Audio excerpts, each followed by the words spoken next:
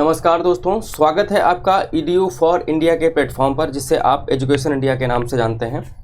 और यूपी का जो वीडियो री एग्ज़ाम लगा हुआ है, उसके लिए जो यूपी स्पेशल है उसका यहाँ पर सेशन शुरू कर रहे हैं। और इसके अंतर्गत आपको मिलेगा स्टैटिक जीके और करंट अफेयर के यहाँ पर महत्वपूर्ण प्रश्न। इनके अंतर्गत यानी कि इनके साथ साथ हम कवर करेंगे जो भी इंपॉर्टेंट पॉइंट या फैक्ट होंगे आपके, जो पुराने हैं नए हैं, यानी कि जो एग्ज़ाम के लिए जो महत्वपूर्ण हैं उन सभी चीज़ों को। इनमें अगर प्रश्नों की बात करें तो कुछ प्रीवियस ईयर प्रश्न हैं और कुछ यहाँ पर संभावित प्रश्न, और उनकी जो इन्फॉर्मेशन है स्टैटिक की वो सारी यहाँ पर समाहित है। यानी कि पूरी तरीके से आप कह सकते हैं कि एग्जाम टाइम जो रिवीजन है उसमें ये आपके लिए कारगर साबित होगी और ये काफ़ी ज़्यादा इंपॉर्टेंट है। तो चलिए स्टार्ट करते हैं, देखते हैं पहला क्वेश्चन क्या है। पहले वाले प्रश्न में आपसे पूछा गया है कि उत्तर प्रदेश दिवस निम्नलिखित में से किस तारीख को मनाया जाता है। तो उत्तर प्रदेश दिवस की अगर बात करें तो ये विकल्प डी आपका सही उत्तर हो जाएगा। 24 जनवरी को ये मनाया जाता है, क्योंकि 24 जनवरी से पहले आपका जो था उत्तर प्रदेश, यानी कि 24 जनवरी 1950 को इसका अब इस राज्य का नाम उत्तर प्रदेश राज्य रखा गया। और इससे पहले यानी कि कह सकते हैं 1937 से लेकर के 1950 के मध्य में इसे संयुक्त प्रांत के नाम से जाना जाता था। तो ये बात इंपॉर्टेंट हो जाती है। संयुक्त प्रांत कब से कब तक, तो 1937 से 50 तक। 2018 में पहली बार उत्तर प्रदेश स्थापना दिवस मनाया गया था और तब से लेकर के हर साल उत्तर प्रदेश स्थापना दिवस मनाया जाता है। अगला प्रश्न देखते हैं कि उत्तर प्रदेश के किन या किस स्थान में वेद विज्ञान अध्ययन केंद्र की स्थापना की घोषणा बजट में की गई। ये बजट आपका जो लेटेस्ट है 2023 में आया था, तो उसमें आपका ये इन्फॉर्मेशन थी। यानी कि 2023 में जो उत्तर प्रदेश का बजट है उसके भी क्वेश्चन करंट का है। अब यहाँ पर जो कहाँ पर स्थापित होगा वेद विज्ञान अध्ययन केंद्र, तो ये सीतापुर में स्थापित होगा। और सीतापुर के कौन सा, नैमिषारण्य में। आपके एग्जाम में हो सकता है सीतापुर डाल दिया, या फिर हो सकता है सीतापुर न लेकर के नैमिषारण्य डाल दे। तो ये कभी कोई पूछा था कि नैमिषारण्य जो तीर्थ है जो इंपॉर्टेंट है सब ऋषियों को लेकर के, वो कहाँ पर है, तो ये भी यहाँ नैमिषारण्य जो है वो जिला सीतापुर में है। एक और यहाँ पर आपने देख लिया कि वेद विज्ञान केंद्र। एक और आपसे जो क्वेश्चन पूछा जा सकता है वो है वैदिक विज्ञान केंद्र। तो वैदिक विज्ञान केंद्र आपका जो स्थापित करने की बात कही गई तो वो BHU में की गई, यानी कि बनारस हिंदू विश्वविद्यालय। अब BHU के बारे में इसमें क्वेश्चन समाहित है, हम आगे देखेंगे। फिर क्वेश्चन जो पूछा गया था कि बुंदेलखंड नामक क्षेत्र निम्नलिखित में से किस सीमा के अंतर्गत आता है। ये वाला जो आपका प्रश्न था वो लोअर का जो एग्जाम हुआ 2019 वाला जो था यूपी SSS द्वारा कराया गया, उसमें ये प्रश्न पूछा गया था। यानी कि आपका ये PYQ है। अब इसमें सीमा की बात करें तो विकल्प बी आपका सही उत्तर हो जाएगा, क्योंकि ये उत्तर प्रदेश और मध्य प्रदेश की जो सीमा है वहां पर ये अवस्थित है, बुंदेलखंड का क्षेत्र या रीजन। देख लेते हैं कि देखिए ये भारत का मैप है और इसमें कुछ उत्तर प्रदेश का पार्ट और कुछ मध्य प्रदेश का पार्ट समाहित है। अब अगर इसमें बात करते हैं कि उत्तर प्रदेश के कितने जिले शामिल हैं, तो उत्तर प्रदेश के यहाँ पर 7 जिले हैं और मध्य प्रदेश के यहाँ पर 13 जिले हैं। तो ये मिल करके बुंदेलखंड जो क्षेत्र है उसका निर्माण करते हैं। बुंदेलखंड क्षेत्र का कुछ अपना इतिहास भी है, तो धीरे धीरे जो सीरीज है इसमें हम सारी चीजें कंप्लीट करते रहेंगे। अब बात करते हैं कि बुंदेलखंड वाला जो रीजन है तो ये यहाँ पर हो जाता है और इस तरीके से यहाँ पर ये वाला रीजन दोनों की सीमा पर लगेगा। दूसरी बात यहाँ पर यह है कि जो उत्तर प्रदेश के कितने जिले हैं जो मध्य प्रदेश के साथ सीमा साझा करते हैं, तो वो उन जिलों की संख्या 11 है, यानी कि 11 सर्वाधिक भी हैं ये।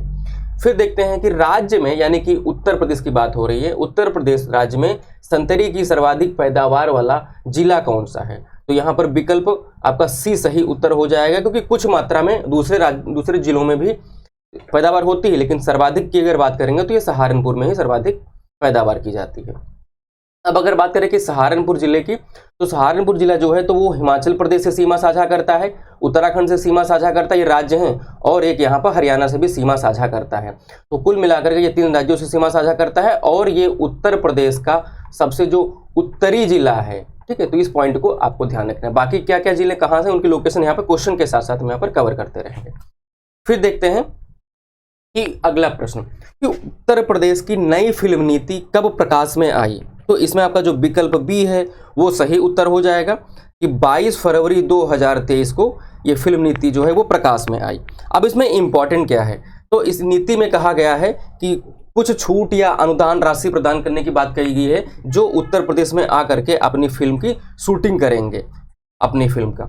अब बात करते हैं कि यहाँ भाषा को लेकर के यहाँ पर कुछ छूट या अनुदान प्रदान किया गया। तो भाषा ये बताया गया है कि अवधी भाषा में, या फिर कह सकते हैं कि जो ब्रज भाषा है उसमें, एक भाषा है बुंदेली, तो बुंदेली भाषा में, और या फिर कह सकते हैं जो भोजपुरी है।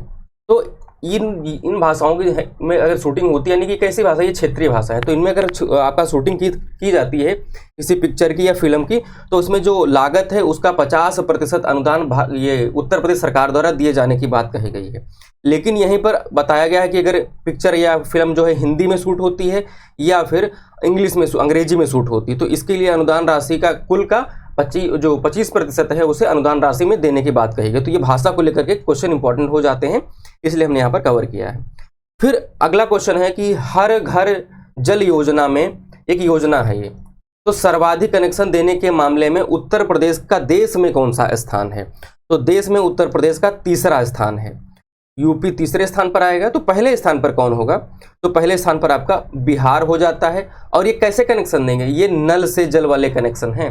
दूसरे नंबर पर आपका महाराष्ट्र हो जाएगा, और 2 हो गए, 3 हो गए, और चौथे नंबर पर आपका जो आएगा वो गुजरात हो जाता है। एक और यहाँ पे क्वेश्चन बनता है, आपसे पूछा भी जा चुका होगा कि हर घर जल योजना के अंतर्गत कह सकते हैं कि जो प्रमाणित पूरे देश में जो प्रमाणन प्राप्त करने वाला या प्रमाण, वो पहला जिला कौन सा था? तो जिला आपका हो जाता है बुरहानपुर। बुरहानपुर कहाँ पर? ये एमपी में है। फिर बात करते हैं कि राज्य कौन सा है हर घर जल वाला सबसे पहला, तो वो राज्य गोवा हो जाता है। अगर फिर पूछ ले कि केंद्र शासित प्रदेश कौन सा है, तो केंद्र शासित प्रदेश हो जाता है आपका दादरा और नागर हवेली प्लस यानी कि तथा कहते हैं, और दमन और दीव। तो ये जो आपका केंद्र शासित प्रदेश है इसके अंतर्गत शामिल है। तो 3 क्वेश्चन यहाँ पर हो गए आपके जिले के, राज्य के और केंद्र शासित प्रदेश के। अगला क्वेश्चन है कि लखनऊ में कुल कितनी ऐतिहासिक इमारतों की बात कही जा रही है? तो इनको हेरिटेज होटल में बदला जा रहा है। तो यहाँ पर आपका जो विकल्प सी है वो सही उत्तर हो जाता है। इसके अंतर्गत क्या किया जाएगा, जो ऐतिहासिक इमारतें हैं उनको होटलों में बदल दिया जाएगा, जिससे कि जो सरकार है उसका राजस्व बढ़ेगा और पर्यटन भी यहाँ पर बढ़ेगा। तो ये इसके उद्देश्य हो जाते हैं। अगर एग्जाम में आए कि हाँ उद्देश्य क्या है इसको शुरू करने का, तो ये हो जाते हैं। इसमें आपका जो एक इम्पॉर्टेंट हो जाता है मॉन्यूमेंट या फिर ऐतिहासिक इमारत, वो हो जाती है छतर मंजिल। ये इम्पॉर्टेंट है इन 5 में। तो इसको अगर बात करें कि निर्माणकर्ता कौन थे, तो ये जो सआदत अली खां थे, इनके द्वारा इसका निर्माण किया गया। और इसमें जो स्थापत्य यूज़ हुआ था वो यूज़ हुआ था इंडो इटालियन। तो ये इंपॉर्टेंट हो जाता है स्थापत्य वाला इंडो इटालियन, यानी कि इंडियन और इटली का जो है मिक्स रूप आपको यहाँ पर देखने को मिलेगा। इन 5 में ये इंपॉर्टेंट ज़्यादा इसलिए है क्योंकि ये क्या होता है, ज़्यादा लाइमलाइट में रहती है। और बाकी के 4 कौन से हैं, तो कोठी दर्शन, रोशन उद्दौला और फरहद बख्श कोठी और गुलिस्तान, ये इसमें जो है ये बाकी 4 अदर हैं। फिर बात करते हैं कि प्रधानमंत्री मित्र योजना ये क्या है? तो इसके तहत किन जिलों की सीमा पर 1000 एकड़ क्षेत्रफल में टेक्सटाइल पार्क की स्थापना की जाएगी? देखो हमने यहाँ पर क्या किया है, एक ही बात को 2 तरीके से रखा है, यानी कि यहाँ पर आपको दूसरा क्वेश्चन भी इसी तरीके से देखने को मिलेगा। क्यों? क्योंकि ये उत्तर प्रदेश का है और किस तरीके से क्वेश्चन पूछे इसके लिए यहाँ पर। अब जिलों की सीमा, तो हरदोई और लखनऊ, इन 2 जिलों की सीमा पर पार्क की स्थापना की जाएगी या की जाने की बात कही गई। अब इसकी जो घोषणा की गई इस योजना की, तो शुरू करने की बात करें तो अक्टूबर 2021 में इसकी घोषणा की गई थी। सीधे सीधे कहेंगे पीएम मित्रा को PM mega integral textile reason and apparel.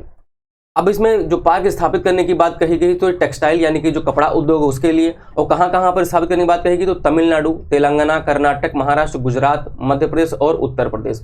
तो ये राज्य इंपॉर्टेंट है। कहीं क्वेश्चन में आपसे ये पूछ सकता है कि निम्न में से कौन सा राज्य शामिल नहीं है, तो ये इंपॉर्टेंट यहाँ पर आपका पॉइंट बनेगा।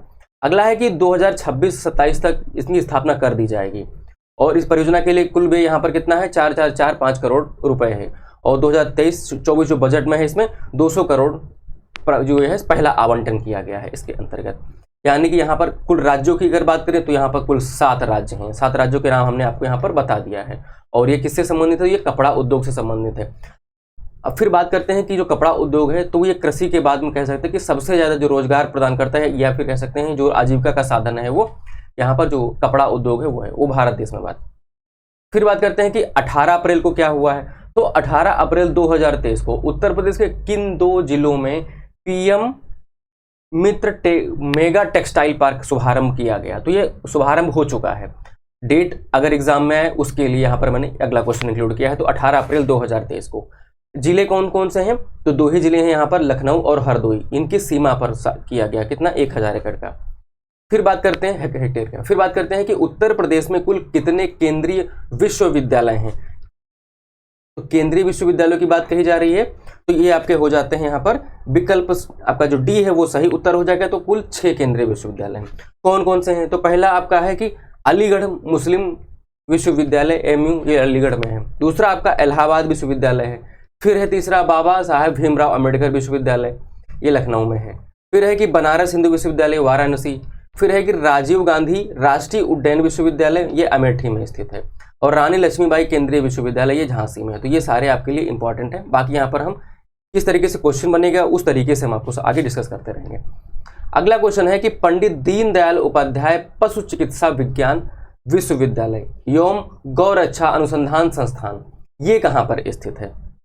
तो ये वाला आपका जो सही प्रश्न हो जाता है। इसकी अवस्थिति की बात करें तो ये विकल्प डी, यानी कि ये मथुरा में अवस्थित है। ये मथुरा में स्थित है, पंडित दीनदयाल उपाध्याय और पशु चिकित्सा। साथ साथ में ये याद रखना कि गौरक्षा अनुसंधान संस्थान।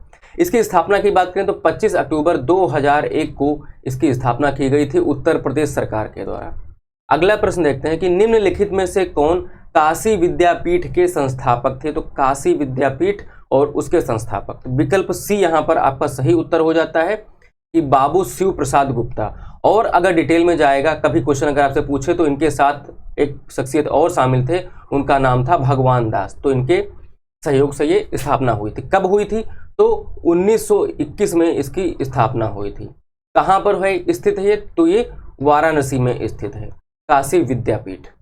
चलिए अगला प्रश्न देखते हैं कि 20 अप्रैल 2023 को पहला वैश्विक बौद्ध शिखर सम्मेलन का आयोजन कहाँ किया गया था? देखो ये पहला है, और बुद्ध वाला जो है कोई क्वेश्चन कोई इन्फॉर्मेशन होती है तो ये इंपॉर्टेंट हो जाती है। तो 2023 में हुआ है। कहाँ पर हुआ है? तो बोध गया, सारनाथ, कोलंबो, सारी जो क्या है बुद्ध से रिलेटेड स्थान है। लेकिन इसकी जो सम्मेलन की अगर बात करें तो ये नई दिल्ली में हुआ है। तो विकल्प सी यहाँ पर आपका सही उत्तर हो जाता है। ये पहला था। और कब से कब तक हुआ है? तो ये 20-21 अप्रैल 2023 में हुआ है नई दिल्ली में। और किसके द्वारा आयोजित किया गया है? तो संस्कृति मंत्रालय के द्वारा आयोजित किया गया है। और इसके साथ में कौन शामिल था? अंतर्राष्ट्रीय बौद्ध परिसंघ शामिल था। तो इन दोनों के सहयोग से हुआ। इसके उद्घाटन की बात करें तो प्रधानमंत्री नरेंद्र मोदी जी के द्वारा इसका उद्घाटन किया गया था।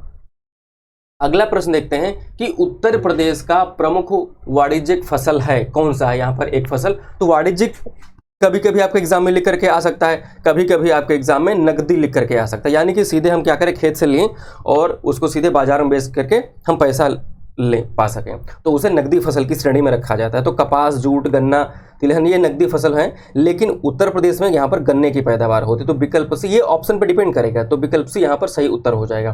कपास, जूट यहाँ पर पैदा नहीं होता। तिलहन और बाकी जो इनके सबके डेटा हैं, हम जो ज्योग्राफी क्लास कवर किए हैं उसमें हमने सारे जो लेटेस्ट डेटा है, आंकड़े हैं, वो वहाँ पर हमने कवर कर दिए हैं। तो चाहे तो आप उन्हें अटेंड करके रिवाइज कर सकते हैं कम से कम समय में। अगला प्रश्न है कि उत्तर प्रदेश राज्य का कौन सा जिला नेपाल के साथ में सीमा साझा नहीं करता है? ये क्वेश्चन आपका प्रीवियस ईयर का है जो 2019 में पूछा गया था। फिर बात करते हैं कि कौन सा जिला है। तो पीलीभीत सीमा साझा करेगा, श्रावस्ती करेगा, सीतापुर नहीं करेगा। तो यही आपका सही उत्तर हो जाता है। और महाराजगंज, विकल्प डी, ये भी सीमा साझा करते। तो सीमा साझा करने वाले कौन कौन से नेपाल के साथ में वो देख लेते हैं। नेपाल के साथ में देखो पीलीभीत करेगा, लखीमपुर खीरी करेगा, बहराइच करेगा, श्रावस्ती करेगा, बलरामपुर, सिद्धार्थनगर, महाराजगंज। तो ये सारे क्या हैं जिले नेपाल के साथ में सीमा साझा करेंगे। चलिए अगला देखते हैं कि गुरु गोविंद सिंह स्पोर्ट कॉलेज है वो कहाँ पर स्थित है। तो ये गुरु गोविंद सिंह स्पोर्ट कॉलेज, विकल्प सी आपका सही उत्तर होगा, लखनऊ में अवस्थित है। इसकी स्थापना उत्तर प्रदेश के द्वारा की गई थी और यह उत्तर प्रदेश का पहला स्पोर्ट कॉलेज था जब इसकी स्थापना की गई थी। कब की गई थी? तो 1975 में इसकी स्थापना हुई थी। फिर बात करते हैं, अगला जो प्रश्न है कि कस्तूरबा गांधी बालिका विद्यालय योजना कब या फिर किस वर्ष प्रारंभ की गई थी? ये क्वेश्चन बहुत पुराना है लेकिन इसकी प्रासंगिकता बनी रहती है। तो ये क्या है, इंपॉर्टेंट हो जाता है। तो इसमें विकल्प ए आपका सही उत्तर हो जाता है, यानी कि 2004 में इसकी स्थापना हुई थी। फिर बात करते हैं, यहाँ पर हमने पीआईबी से इन्फॉर्मेशन उठाई है। तो इसमें भी क्या है, 2004 से इसकी स्थापना। और किसके लिए है? तो अनुसूचित जाति, अनुसूचित जनजाति और ओबीसी के लिए जो लड़कियां हैं, बालिकाएं हैं, उनको यहाँ पर उनकी शिक्षा और समग्र विकास के लिए यहाँ पर ये योजना शुरू की गई थी। लेकिन 1 अप्रैल 2008 से 11वें योजना में क्या किया, 11वें वर्ष में इसे सर्व शिक्षा अभियान के साथ में मर्ज कर दिया गया था। लेकिन क्वेश्चन फिर भी पूछा जाता रहता है। बाकी ये इसकी PDF आपको चैनल पे मिल जाएगी, टेलीग्राम चैनल पर, वहाँ से आप इसको डाउनलोड करके पढ़ सकते हैं डिटेल में। अगला यहाँ पर लिस्टिंग में क्वेश्चन पूछा गया है, तो यहाँ पर हमें मैच करना है। तो इसमें आपका क्या सही हो जाता है, तो जो VV गिरी नेशनल लेबर इंस्टीट्यूट है, तो ये आपका स्थित है नोएडा में, उत्तर प्रदेश में। फिर है कि सेंट्रल ड्रग्स रिसर्च इंस्टीट्यूट यानी कि CDRI, कभी कभी आपके एग्जाम में आ जाए तो CDRI अवस्थित है लखनऊ में। फिर हो जाता है कि नेशनल जालमा इंस्टीट्यूट, ये स्थित है आपका आगरा में। और फिर बचता है central institute for research on cattle, तो ये आपका अवस्थित हो जाता है मेरठ में। तो इस तरीके से जो आपका सही उत्तर हो जाएगा वो विकल्प डी हो जाएगा, 4, 3, 1, 2। अगला प्रश्न देखते हैं कि हाल ही में, यानी कि ये करंट का है, गेहूं के परिप्रेक्ष्य में क्वेश्चन है। तो उत्तर प्रदेश सरकार द्वारा दी गई मंजूरी के अनुसार राज्य में यानी कि यूपी में गेहूं खरीद की दर प्रति क्विंटल कितनी निर्धारित की गई है। तो ये जो MSP निर्धारित होता है उसमें उत्तर प्रदेश सरकार भी अपना कुछ योगदान या करती और फिर उसके लिए कुछ रेगुलेशन भी जारी करती, तो उसके लिए यहाँ पर क्वेश्चन बनता है सरकार को लेकर, यूपी को लेकर के। तो यहाँ पर आपका जो सही उत्तर हो जाता है वो विकल्प डी, यहाँ पर 2175 रुपये प्रति क्विंटल शुरू करने की देने की बात कही गई। ये जो नीति थी, यानी कि कौन सी, उत्तर प्रदेश सरकार में गेहूं खरीद की जो नीति लागू की गई वो 11 अप्रैल को लागू की गई 2023 में, ये जो अभी लेटेस्ट में है। तो उसी के अंतर्गत इसे 2125 रुपये यहाँ पर बताया गया। गेहूं के अधिकतम उत्पादन वाला राज्य कौन सा है। तो गेहूं का जो अधिकतम उत्पादन करता है वो उत्तर प्रदेश करता है अधिकतम उत्पादन की। अधिकतम पैदावार वाले अगर बात करेंगे तो वो वहाँ पर चीज़ें बदल जाएंगी, लेकिन उत्पादन में उत्तर प्रदेश प्रथम पर रहेगा। अब बात करते हैं कि और भी अगर डीपली क्वेश्चन बने हैं तो क्या पूछा कि इसके उत्पादन के लिए, गेहूं के उत्पादन के लिए कितनी वर्षा की जरूरत होती है। तो वर्षा इसको चाहिए होता है 50 से लेकर के 75 सेंटीमीटर के मध्य में। फिर अगर बात करें कि तापमान कितना चाहिए होता है, तो ये 10 से लेकर के 15 डिग्री सेंटीग्रेड इसको तापमान चाहिए होता है। उत्तर प्रदेश के किस क्षेत्र में सबसे ज़्यादा जो है गेहूं की पैदावार होती है। तो गंगा और घाघरा का जो दोआब है वहां पर अच्छी खासी इसकी पैदावार होती है आपका गेहूं की। फिर बात करते हैं कि दोआब क्या है। तो दोआब के बारे में जो ज्योग्राफिक हमने क्लास ली है होलिस्टिक वे में, यहाँ पर रिवीजन के लिए वहां पर हमने कवर कर दिया, आप उसे जाकर के अटेंड कर सकते हैं। फिर अगला क्वेश्चन है कि उत्तर प्रदेश का कौन सा जिला जो है उत्तर प्रदेश और बिहार की सीमा पर स्थित है। यहाँ पर तो बस्ती यहाँ पर बताया गया है, बुंदेलखंड, बांदा या फिर बलिया। तो आपका जो सही उत्तर हो जाता है वो विकल्प डी हो जाता है। देखो विकल्प डी यानी कि बलिया आपका सही उत्तर होगा। है क्या इस क्वेश्चन का, यानी कि बलिया को सबसे पूर्वी क्या है, अंततः क्या है, सीमा पर क्या है, एक ही बात को घुमा घुमा कर क्वेश्चन पूछ रहा है। तो इस वाले क्वेश्चन के हिसाब से आपका बलिया हो जाएगा। ये क्या है, लेटेस्ट क्वेश्चन पे यूपी SSS का क्वेश्चन है। बलिया की बात करें तो ये वाला देखो यहाँ पर हो जाता है, तो ये बिहार वाला रीजन हो जाता है, तो ये बिहार और इसकी सीमा पर है। बाकी के जो यहाँ पर दिए गए हैं कौन कौन से जिले हैं, बस्ती, बुलंदशहर और बांदा, तो ये नहीं होंगे यहाँ पर। अगला देखते हैं प्रश्न कि उत्तर प्रदेश में कितने केंद्रीय कृषि विश्वविद्यालय हैं। केंद्रीय विश्वविद्यालय और केंद्रीय कृषि विश्वविद्यालय, तो ये सब सारी चीज़ यहाँ पर अलग अलग हो जाती हैं। तो विकल्प डी आपका सही उत्तर हो जाता है, यानी कि एक ही केंद्रीय विश्वविद्यालय, वो भी कौन सा, कृषि वाला। तो वो कौन सा है, तो ये हो जाता है आपका रानी लक्ष्मीबाई केंद्रीय विश्वविद्यालय। इसकी स्थापना 2014 में की गई थी, 2014 में की गई थी, एक एक्ट लाया गया था उसके द्वारा की गई थी। और पंतनगर विश्वविद्यालय क्या है, तो इसे जीवी पंत कृषि विश्वविद्यालय के नाम से जाना जाता है। यह भारत का पहला कृषि विश्वविद्यालय था, ये सबसे ज़्यादा इंपॉर्टेंट हो जाता है। पहले तो ये उत्तर प्रदेश में था, लेकिन 2000 में जब 13 जिलों को काट करके अलग से उत्तराखंड का निर्माण किया गया, उत्तराखंड राज्य का, तब ये उत्तराखंड में चला गया है। सरदार वल्लभ भाई पटेल कृषि और प्रौद्योगिकी विश्वविद्यालय कहाँ पर, तो मेरठ में है, उत्तर प्रदेश में। इसकी स्थापना 2002 में हुई थी। अगला प्रश्न देखते हैं यहाँ पर कि प्राथमिक शिक्षा के लिए पौष्टिक अवलंब का राष्ट्रीय कार्यक्रम यानी कि national programme for nutritional support to primary education, एक क्वेश्चन किया गया, सिर्फ लैंग्वेज को टफ किया गया। आपसे सीधे पूछ लेता कि मिड डे मील योजना कब शुरू हुई, तो आप पढ़ रखे होंगे, लेकिन इसको घुमा फिरा के पूछना है, तो इस तरीके से ये लैंग्वेज डाली गई है। तो ये कब शुरू हुई थी, तो इसमें आपका जो सही उत्तर हो जाता है वो विकल्प ए आपका सही उत्तर हो जाएगा, यानी कि इसकी शुरुआत होती है 1995 में। अगर घोषणा की बात करें तो ये डिटेल में आप यहाँ पर देख सकते हैं। स्कूलों में PM पोषण योजना का जो राष्ट्रीय कार्यक्रम है वो लॉन्च होता है 15 अगस्त 1995 में। अगला प्रश्न देखते हैं की सूची यहाँ पर दी गई लिस्ट फर्स्ट को जो लिस्ट सेकंड है उसे मैच करना है। इसमें कुछ इंस्टीट्यूट हैं और कुछ यहाँ पर उनकी जो लोकेशन है कहाँ पर स्थित है उनके बारे में। तो प्रश्न है कि इंडियन इंस्टीट्यूट ऑफ हैंडलूम ये कहाँ पर स्थित है, तो ये आपका हो जाता है हैंडलूम वाला वाराणसी में। अगला है कि भातखंडे संगीत संस्थान ये आपका स्थित है लखनऊ में, तो 3 हो जाता है, तो 4 और 3, ठीक है। फिर आगे हो जाता है कि निराला आर्ट गैलरी कहाँ पर स्थित है, तो निराला आर्ट गैलरी प्रयागराज में स्थित है। फिर है कि राजीव गांधी नेशनल एविएशन जो यूनिवर्सिटी है या विश्वविद्यालय है ये कहाँ पर स्थित है, तो ये रायबरेली में स्थित है। लास्ट में एक है, तो विकल्प सी यहाँ पर आपका सही उत्तर हो जाता है। तो इस तरीके से लिस्टिंग मैच करके हम जो अनुसंधान या संस्थान है उन्हें हम यहाँ पर लोकेशन के साथ जो भी क्वेश्चन पूछे जाते हैं हम सारे यहाँ पर आपको कवर करा देंगे। हाल ही में राष्ट्रीय स्तर पर दीनदयाल उपाध्याय पंचायत सतत पुरस्कार 2023 से सम्मानित किया गया है। तो उत्तर प्रदेश की एक ग्राम पंचायत जिसका नाम है हंसदी औसनापुर, तो ये किस जिले में स्थित है, तो हंसदी औसनापुर जिले की अगर बात करें तो विकल्प डी यहाँ पर सही उत्तर हो जाएगा, सिद्धार्थनगर में। पुरस्कार कौन सा है, तो दीनदयाल उपाध्याय पंचायत सतत पुरस्कार ये हो जाता है। एक और पुरस्कार यहीं पर प्रदान किया गया है इसी के साथ में, उसकी श्रेणी क्या है, तो वो भी सतत को लेकर के है।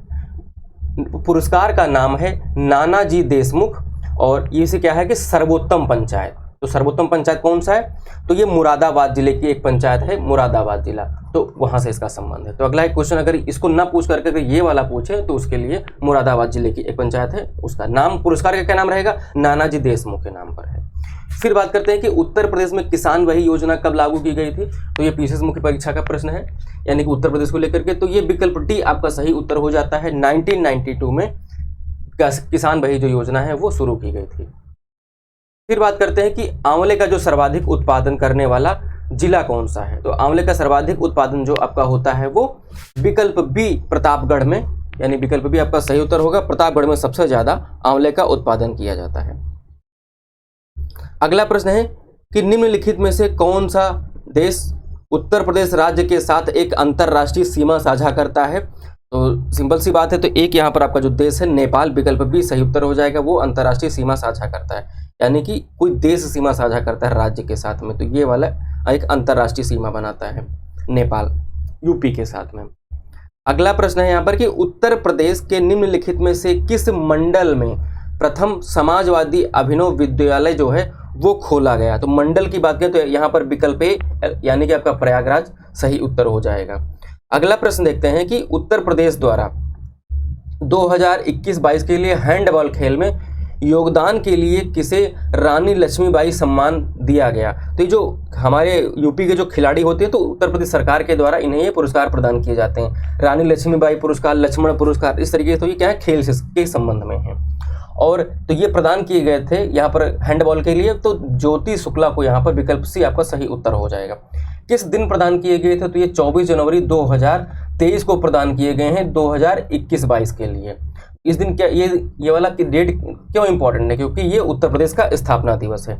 अगर बात करें इसमें कितनी राशि प्रदान की जाती है, तो 3,11,000 रुपये यहाँ पर प्रदान किए जाते हैं, और यहाँ पर लक्ष्मीबाई की एक कांस्य प्रतिमा इसके साथ में प्रदान की जाती है, जिनको सम्मान दिया जाता है उनको। तो यहाँ पर राशि की बात करें, किस दिन की बात करें, और उसके साथ में और क्या, तो ये सारी चीज़ें यहाँ पर इंक्लूड हैं। फिर क्वेश्चन पूछा जा सकता है आपसे कि उत्तर प्रदेश में कितने विश्वविद्यालय के जो नाम हैं वो डॉक्टर भीमराव जो अंबेडकर या फिर बी.आर. अम्बेडकर के नाम पर रखे गए हैं, तो यहाँ पर 2 विश्वविद्यालय हैं, यानी कि विकल्प बी आपका सही उत्तर हो जाएगा। एक आपका विश्वविद्यालय है कि बाबा साहब भीमराव अंबेडकर विश्वविद्यालय जो आपका लखनऊ में स्थित है। इसकी स्थापना की बात करें तो 1996 में इसकी स्थापना होती है।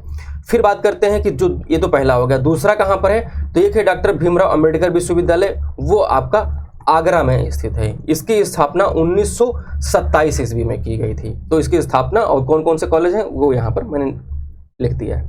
फिर देखते हैं कि अगला प्रश्न, हाल ही में जारी नवीनतम बाघ जनगणना के आंकड़े, तो उनके अनुसार 2022 में सर्वाधिक बाघों की संख्या भारत के किस राज्य में है। देखिए ये उत्तर प्रदेश का ना तो जीएस है और ना ही करंट है, लेकिन हमने ये इंपॉर्टेंट है आपके एग्जाम के लिए, तो हमने उन क्वेश्चन को भी यहाँ पर इंक्लूड किया है। तो सबसे ज़्यादा अगर बाघ कहाँ पर हैं, तो वो विकल्प सी यानी कि मध्य प्रदेश में है। फिर अगर दूसरे नंबर की बात करें तो दूसरे नंबर पर आपका कर्नाटक आता है, और तीसरे नंबर पर यहाँ पर आपका उत्तराखंड आएगा।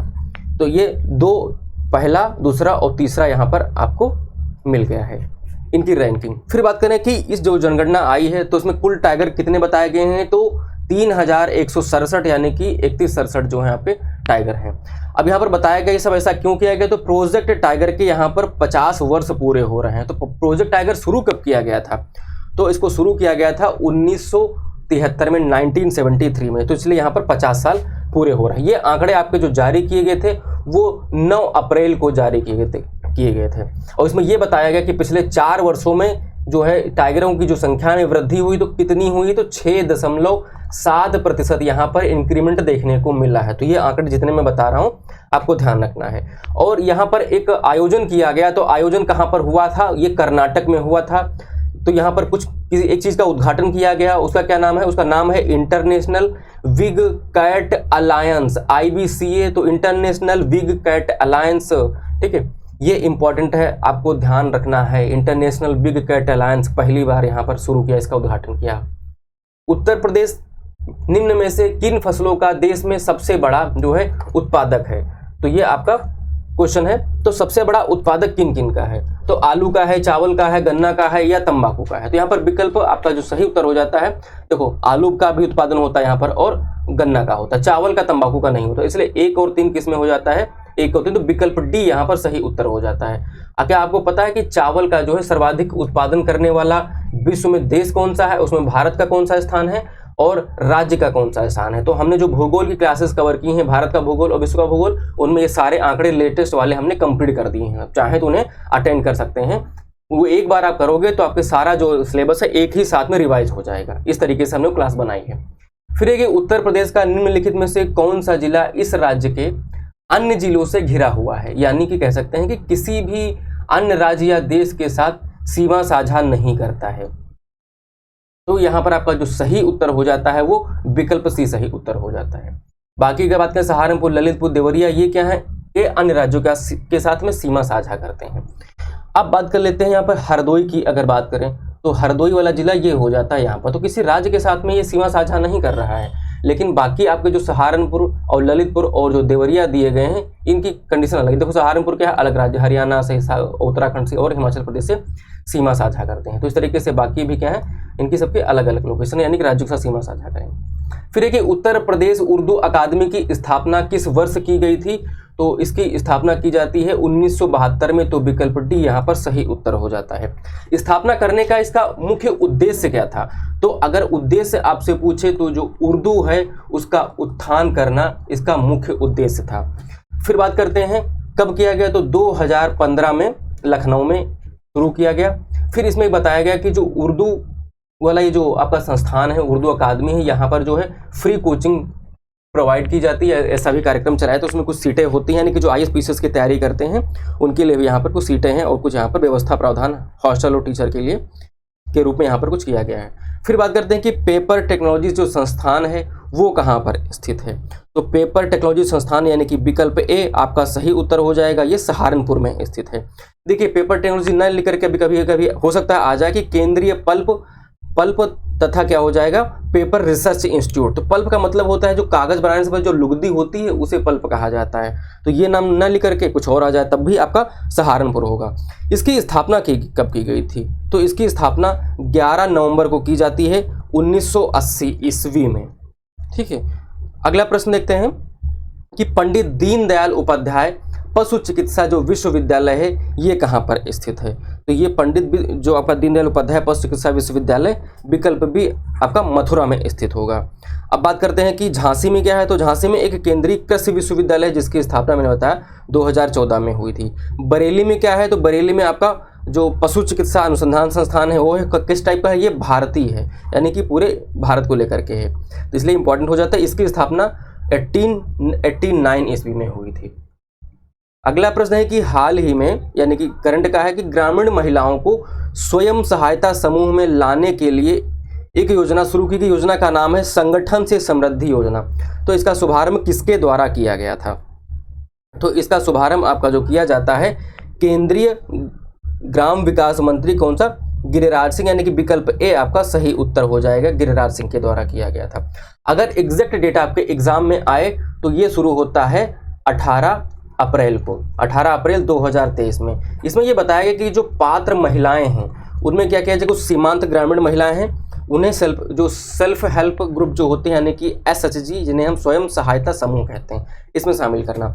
इसमें एक लक्ष्य रखा गया है। लक्ष्य क्या है कि जो प्रत्येक महिला इसमें शामिल होगी उसकी आय को 1 लाख जो है प्रति वर्ष उनको क्या करना है, बना तक लेकर के जाना है, उनकी कमाई इतनी करवानी है। तो ये कुछ लक्ष्य या टारगेट या डेट इंपॉर्टेंट हो जाते हैं योजनाओं को लेकर के। फिर बात करते हैं कि प्रदेश के तराई क्षेत्र में, विशेषकर कहाँ पर, सिद्धार्थनगर में उगाए जाने वाले सुगंधित चावल की किस्म है, तो कौन सी है? तो यहाँ पर आपका जो विकल्प डी है सही उत्तर हो जाता है काला नमक। यहाँ पर काला नमक महोत्सव, या फिर अगर आपके एग्जाम में आ जाए, ये ना पूछे काला नमक महोत्सव के नाम ना ले, सीधे पूछ ले कि जो सिद्धार्थनगर महोत्सव है वो क्या है। तो सिद्धार्थनगर महोत्सव का जो मतलब है वो यहाँ पर काला नमक जो चावल है उसको लेकर के है। उत्तर प्रदेश के जो लगभग कह सकते हैं कि जो 7 जिले हैं वहाँ पर काला नमक चावल की पैदावार होती है, यानी कि इन 7 जिलों को सम्मिलित रूप से एक GI टैग का प्रदान किया गया है। और इसकी पैदावार कहाँ है? इसकी पैदावार तराई क्षेत्रों में ही होगी। तो ये तराई क्षेत्र वाला आपका जो शब्द है इसको भी आप बिठा के रखना है दिमाग में। अगला प्रश्न देखते हैं कि उत्तर प्रदेश के निम्न में से कौन से जिले की सीमा मध्य प्रदेश के साथ जो है साझा नहीं करती है? तो इलाहाबाद है, या मिर्ज़ापुर है, या इटावा है, या फिर अलीगढ़ है। तो यहाँ पर जो विकल्प डी हो जाएगा वो आपका सही उत्तर हो जाए। देखो अलीगढ़ जो है वो उत्तर प्रदेश का जो है वो MP के साथ में सीमा साझा नहीं करेगा। बाकी इलाहाबाद, मिर्ज़ापुर, इटावा जो है वो सीमा साझा करेंगे। अलीगढ़ की बात करें तो ये वाला अलीगढ़ यहाँ हो जाता है, तो यहाँ पर मध्य प्रदेश है ही नहीं, ठीक है। बाकी यहाँ पर जो आप देख पा रहे हो तो ये सारे जिले हैं जो मध्य प्रदेश के साथ में यहाँ पर सीमा साझा करेंगे MP के साथ में। फिर बात करते हैं कि निम्नलिखित में से कौन सा राज्य विश्वविद्यालय है? तो इन चारों में हमें राज्य विश्वविद्यालय बताना है। देखो एक तो केंद्रीय होते हैं, एक राज्य होते हैं, तो ये कैटेगरी के वाइज आपसे क्वेश्चन बनते रहते हैं, क्वेश्चन पूछे भी जाते रहते हैं लगातार में। अब राज्य विश्वविद्यालय की बात करें तो विकल्प डी आपका सही उत्तर हो जाएगा। राम मनोहर लोहिया जो है विधि विश्वविद्यालय है, ये लखनऊ में स्थित है। अब विधि विश्वविद्यालय यानी कि यहाँ पर लॉ की पढ़ाई होती है। फिर बात करते हैं कि इसकी स्थापना, तो इसकी स्थापना जो है वो 2006 में हुई थी। फिर बात करें यहाँ पर काशी हिंदू विश्वविद्यालय यानी कि VHU, तो इसकी स्थापना होती है 1916 में। फिर इलाहाबाद विश्वविद्यालय प्रयागराज, तो प्रयागराज की भी अगर बात करें तो ये इसकी स्थापना 1887 में की जाती है, सबसे पुराना विश्वविद्यालय है। फिर है डॉक्टर भीमराव अंबेडकर विश्वविद्यालय, ये कहाँ, लखनऊ में है, तो इसकी स्थापना 1996 में की जाती है, 1996 में की जाती है। फिर देखो यहाँ पर एक क्वेश्चन था आपसे जो पूछा गया था कि MP के साथ में सीमा साझा करते हैं, तो यहाँ पर कुल बता दें तो यहाँ पर MP से सीमा साझा करने वाले जो राज्य हैं वो है प्रयागराज, मिर्जापुर, बात करते हैं यहाँ पर प्रयागराज हो जाएगा, ठीक है, मिर्जापुर हो जाएगा, इटावा हो जाएगा, झांसी हो जाएगा, ललितपुर, बांदा, चित्रकूट, सोनभद्र, जालौन, तो ये सारे जिले हो जाते हैं। कुछ जिलों के नाम भी आपको ध्यान में रखते हुए चलना है। ललितपुर अलवाल तो यहाँ पर पूरा आकर के इस तरीके से मिल गया है। अगला प्रश्न देखते हैं कि उत्तर प्रदेश संस्कृत संस्थान की स्थापना कब हुई थी? तो उत्तर प्रदेश संस्कृत संस्थान की स्थापना 1976 यानी कि 1996 में हुई थी। अब ट्रिकी क्वेश्चन कैसे बन सकता है यहाँ पर, तो क्यों किया गया था? तो यहाँ पर एक संस्कृत भाषा है, उसके जो उत्थान है या प्रोत्साहन के लिए किया गया था। ये तो ठीक है, तो सबको पता चल जाएगा नाम पढ़ते, लेकिन यहाँ पर पाली और जो प्राकृत भाषा है, तो संस्कृत, प्राकृत और पाली, इनके सम्यक विकास और प्रोत्साहन के लिए इसकी स्थापना की गई थी। तो 3 भाषाओं का आपको ध्यान रखना, पाली, प्राकृत और संस्कृत। नाम तो यहाँ पर संस्कृत ही दिख रहा होगा। फिर देखते हैं अगला क्वेश्चन कि doctor Ambedkar institute of technology for handicapped, तो हैंडीकैप्ड वाला जो है ये कहाँ पर अवस्थित है? तो इसकी लोकेशन हो जाती है आपकी कानपुर में, यानी कि विकल्प सी आपका सही उत्तर हो जाता है। इसकी स्थापना कब होती है? तो इसकी स्थापना होती है 1997 में इसकी स्थापना होगी। अगला क्वेश्चन देखते हैं कि उत्तर प्रदेश के मुख्यमंत्री की अध्यक्षता में कैबिनेट की बैठक में अटल बिहारी वाजपेयी पावर विद्युत फ्लैट रेट योजना, ये योजना का नाम है, तो इसको मंजूरी जो है वो कब प्रदान की गई? तो यहाँ पर विकल्प डी आपका सही उत्तर होगा। 5 अप्रैल 2023 को इसे मंजूरी प्रदान की गई थी। जब ये पावर हैंडलूम विद्युत टाइप के जो क्वेश्चन होते हैं ये इंपॉर्टेंट हो जाते हैं। तो इसके लिए कितना यहाँ पर खर्च किए जाने की बात कही गई, तो ये 400 करोड़ रुपए जो हैं इस योजना के लिए में खर्च करने की बात कही जा रही है। संबंध किससे है? तो जो पावर विद्युत जो है हैंडलूम, पावर विद्युत लूम कह सकते हैं, उससे संबंधित, यानी कि जो कपड़ा उद्योग वाले हैं उनको जो यहाँ पर छोटी छोटी यूनिट लगी हैं तो उनको बिजली सप्लाई में यहाँ पर अनुदान या फिर सुविधा प्रदान करने के लिए इसकी शुरुआत की गई है। अगला क्वेश्चन है कि उत्तर प्रदेश में क्या है कि उत्तर प्रदेश कृषि विविधीकरण परियोजना, यानी कि जिसे हम डॉस के में प्रायोजित की गई। तो किस प्रायोजित का मतलब यहाँ पर है कि इसको जो सहायता है वो किस संस्था के द्वारा प्रदान किया गया, तो उत्तर प्रदेश सरकार के द्वारा या केंद्र सरकार या विश्व बैंक के द्वारा। ये इंपॉर्टेंट इसलिए है क्योंकि इसको जो सहायता है वो विश्व बैंक के द्वारा प्रदान की गई। यूपी डॉस यानी कि DASP भी लिख करके आ सकता है। फिर बात करते हैं ये इसकी जो पहला फेज़ था यानी कि फर्स्ट फेज़, तो ये कब शुरू हुआ था, तो आपका हो जाता है 23 सितंबर आपका 1998 में इसके पहले फेज़ की शुरुआत की जाती है। संबंध इसका कृषि से है, खेती से है। फिर बात करते हैं अगले प्रश्न की, तो इसमें पूछा जा रहा है कि पश्चिमी उत्तर प्रदेश के संदर्भ में निम्नलिखित कथनों में कौन सा सही है या है। तो यहाँ पर कथन पहला क्या कह रहा है कि उत्तर प्रदेश का जो पश्चिमी क्षेत्र है अन्य क्षेत्रों की तुलना में अधिक विकसित है, तो ये भी आपका बात सही है। तो विकल्प ए यानी कि कथन ए आपका सही हो जाता है। फिर बात करते हैं कि यह क्षेत्र हरित क्रांति का साक्षी रहा है, यानी कि कथन दूसरा भी सही हो जाता है। और ये सब सारी चीज़ जो आपका है इकोनॉमिक्स वाला जो आपका वीडियो है, मैंने वहाँ पर सारी चीज़ें कवर कर दी, इकोनॉमिक्स में, बैंकिंग में, यूपी के बजट में, यूपी के कुछ GS के जो क्वेश्चन हैं अर्थव्यवस्था को लेकर के, उन सारी चीज़ों को हमने भूगोल में कवर किया है। तो आप अगर उसको कवर कर लेते हैं तो आपका सब कुछ यहाँ पर कवर हो जाएगा। फिर बात करते हैं इसमें सही कौन से होंगे, तो यहाँ पर दोनों यानी कि आपका ये वाला सही हो जाएगा, 1 और 2 दोनों कथन यहाँ पर सही होंगे। फिर बात करते हैं अगला क्वेश्चन यानी कि 47 नंबर। अप्रैल 2023 में G7 के ऊर्जा और पर्यावरण मंत्रियों की बैठक कहाँ आयोजित की गई, तो 2023 में इंपॉर्टेंट ये हो जाता है कि ऊर्जा और पर्यावरण मंत्रियों की बैठक। तो अब हमेशा क्वेश्चन जो महिलाओं को लेकर के इंटरनेशनल लेवल पे ऊर्जा और पर्यावरण को लेकर के ये जो मुद्दे हैं काफ़ी महत्वपूर्ण रहते हैं। तो यहाँ पर विकल्प आपका ए सही हो जाता है, सापोरो आपका सही होगा। अब सापोरो कहाँ है, देखो आप जापान तो सबको पता होगा, तो सापोरो आपका जापान में है। तो आप यहाँ पे जापान ना पूछ करके सापोरो पूछेगा तब आप क्या करोगे, तो इसके लिए इंपॉर्टेंट है। अब बात करते हैं कि G7 की, तो G7 का इसके अंतर्गत 7 कंट्रीज शामिल हैं और यह एक इंटर गवर्नमेंटल ऑर्गेनाइजेशन यानी कि अंतर सरकारी संगठन है। इसका जो गठन है वो 1975 में हुआ था और इसका क्या है, कोई कह सकते हैं कार्यालय नहीं है। बात करते हैं शिखर सम्मेलन, जो 49वां शिखर सम्मेलन कहाँ हुआ है, तो ये जापान के हिरोशिमा में 2023 में अभी इसका आयोजन हुआ है। तो ये भी क्वेश्चन आपके लिए इंपॉर्टेंट है कि 2023 का जो आपका है G7 वो कहाँ पर हुआ है, तो ये हिरोशिमा में समिट इसका हुआ है G7 ग्रुप का। कब से कब तक हुआ है, तो मई 19 से लेकर के 21 के बीच में हुआ है। चलिए अगला क्वेश्चन देखते हैं। अगला प्रश्न है कि उत्तर प्रदेश में सबसे पुराना जो विश्वविद्यालय है वो कौन सा है, तो उत्तर प्रदेश में सबसे पुराना विश्वविद्यालय हो जाता है विकल्प बी आपका सही उत्तर हो जाएगा, यानी कि इलाहाबाद विश्वविद्यालय। इलाहाबाद विश्वविद्यालय की स्थापना कब, मैंने आपको बताया, तो इसकी स्थापना आपकी होती है 1887 ईस्वी में। यह एक कैसा विश्वविद्यालय है, तो ये एक केंद्रीय विश्वविद्यालय है।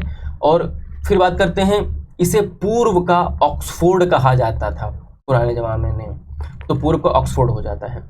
फिर बात करते हैं कि BHU यानी कि बनारस हिंदू विश्वविद्यालय, तो इसकी स्थापना 1916 में हुई थी। इसके द्वारा की गई थी, तो इसकी स्थापना जो है मदन मोहन मालवीय और एनी बेसेंट और कुछ अदर और लोग जो थे उनके सहयोग से की गई थी। अगर आपसे पूछा जाए कि पंडित जो मदन मोहन मालवीय थे तो इन्हें भारत रत्न प्रदान किया गया, तो कब किया गया था, तो इन्हें मरणोपरांत यानी कि पॉस्टुमसली इन्हें भारत रत्न प्रदान किया गया था 2015 में। फिर बात करते हैं कि लखनऊ विश्वविद्यालय यहाँ पर दिया गया, तो इसकी स्थापना कब होती है, तो 1920 में इसकी स्थापना होती है। चौधरी चरण सिंह विश्वविद्यालय ये मेरठ में स्थित है, इसकी स्थापना की अगर बात करें तो ये इसकी स्थापना आपका 1965 में हुई थी, 1965 में। अब यहाँ पर चौधरी चरण सिंह कौन है, तो ये किसानों के एक नेता थे और ये हमारे देश यानी कि भारत के ये प्रधानमंत्री रह चुके हैं। किस नंबर के, तो ये 5वें प्रधानमंत्री रह चुके हैं। इनका कार्यकाल कब था, तो कार्यकाल इनका 28 जुलाई 1979 से लेकर के इनका जो कार्यकाल है 14 जनवरी 1980 तक रहा है कार्यकाल। सबसे कम कार्यकाल रहा है, लेकिन ये इंपॉर्टेंट हो जाता है, किसानों के नेता के रूप में जाने जाते हैं। क्या आपको पता है कि ये जो PM बने थे तो किस पार्टी से बने थे, इनका संबंध जो किस पार्टी से था। फिर देखते हैं कि उत्तर प्रदेश में जो केंद्रीय कृषि विश्वविद्यालय हैं वो कितने हैं, तो केंद्रीय कृषि विश्वविद्यालय जो है आपका ऊपर हमने पूछा था कितने हैं, और यहाँ पर मैंने पूछा है कि कौन है, क्योंकि क्वेश्चन किसी भी तरीके से क्वेश्चन पूछा जा सकता है। जो इंपॉर्टेंट है वो उन बातों को हम यहाँ पर कई तरीके से कवर करने की कोशिश कर रहे हैं। तो यहाँ पर आपका जो विकल्प बी है वो सही उत्तर हो जाता है, यानी कि झांसी है। इसकी स्थापना कब हुई थी, तो इसकी स्थापना 2014 में एक एक्ट पारित किया जाता है, तो इसी के थ्रू यहाँ पर इसकी स्थापना की जाती है। अगला क्वेश्चन देखते हैं, यानी कि 50वां क्वेश्चन, कि भारतीय पशु चिकित्सा अनुसंधान संस्थान ये कहाँ पर स्थित है? तो ये स्थित हो जाता है बरेली में। अब यहाँ पर बरेली तो लिख दिया, अगर बरेली नहीं लिखेगा तो क्या लिख देगा? तो फिर लिख देगा इज्जत नगर में। और इज्जत नगर कहाँ है? इज्जत नगर बरेली जो है उसके अंतर्गत स्थित है, तो इज्जत नगर हो सकता है। इसकी स्थापना की बात करें तो 1889 में इसकी स्थापना होती है। और इससे पहले अगर बात करें कि जो यहाँ भारतीय पशु चिकित्सा अनुसंधान संस्थान नाम दे दिया गया, लेकिन बात करते हैं कि इससे पहले इसका नाम क्या था। तो इसका नाम था इंपीरियल बैक्टीरियोलॉजिकल लेबोरेटरी, इसका नाम था। तो इंपीरियल यानी कि जो आपका अंग्रेजों से संबंधित शब्द है तो उसी से है, तो यानी कि इसको आप ज़्यादा डिटेल में जाए तो इन चीज़ों को देख करके आप समझ सकते हो। तो 50 क्वेश्चन हमने यहाँ पर कवर कर दिए हैं, और बाकी की जो यहाँ पे श्रृंखला ये चलती रहेगी। तो सारी जो क्लासेज मैं करवाऊंगा वो सारी चीज़ आप करते रहिएगा। फैक्ट्स के बेसिस पे, क्वेश्चन के बेसिस पे हम सारी इन्फॉर्मेशन करंट को, स्टैटिक जीके को, यूपी के संबंध में यहाँ पर सब कुछ हम यहाँ पर कवर कर देंगे।